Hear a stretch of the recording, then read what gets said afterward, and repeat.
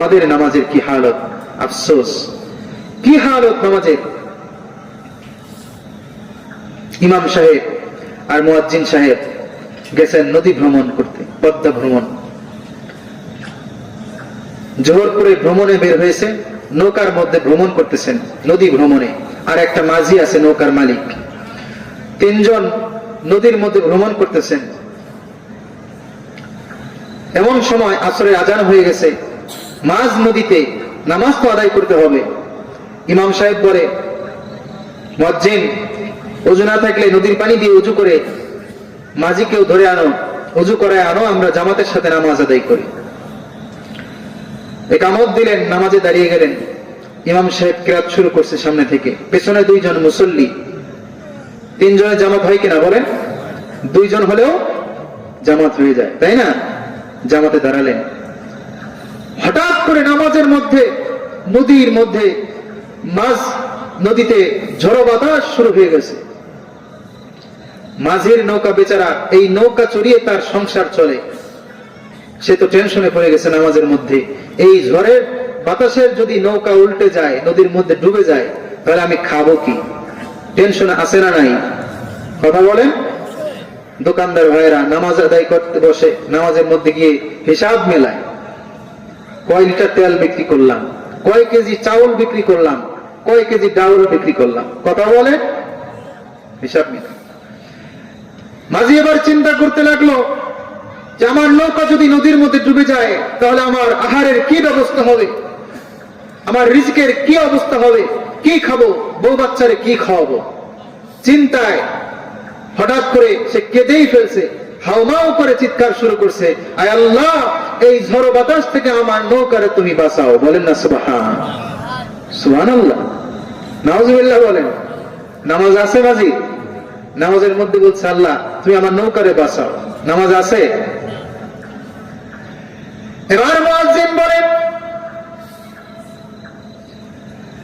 এই মাঝি, তুমি কি জানো না,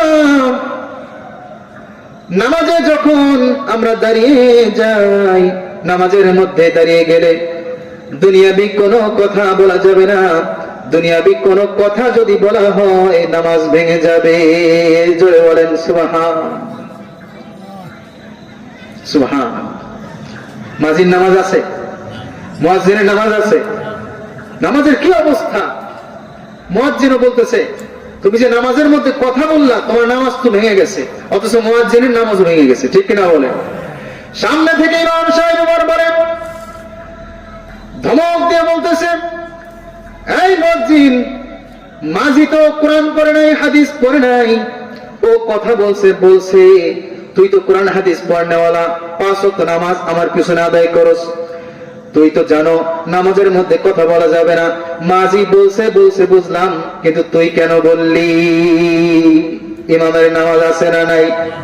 কি বলেন, আছে না চলে গেছে? এই হলো আমাদের নামাজের হালত।